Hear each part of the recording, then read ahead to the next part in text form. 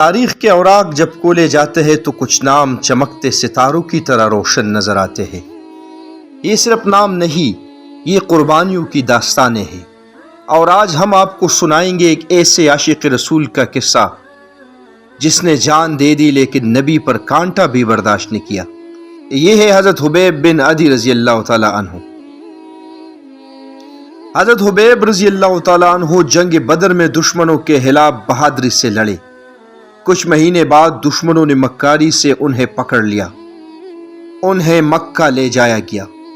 نیت یہ تھی کہ انہیں عوام کے سامنے قتل کر کے بدلہ لیا جائے، مگر حبیب مطمئن تھے، وہ جانتے تھے یہ راہ حق کی قیمت ہے۔ مکہ کے بازار میں ہجوم اکٹھا تھا، قریش کے سردار، بچے، عورتیں سب تماشا دیکھنے آئے۔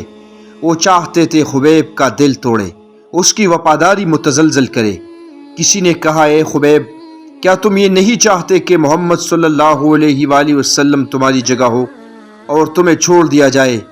لمحے بھر کو خاموشی چھا گئی اور پھر حبیب کی آواز گونجی، اللہ کی قسم میں یہ بھی گوارا نہیں کرتا کہ میں سلامت رہوں اور محمد صلی اللہ علیہ وآلہ وسلم کو ایک کانٹا بھی چھپ جائے۔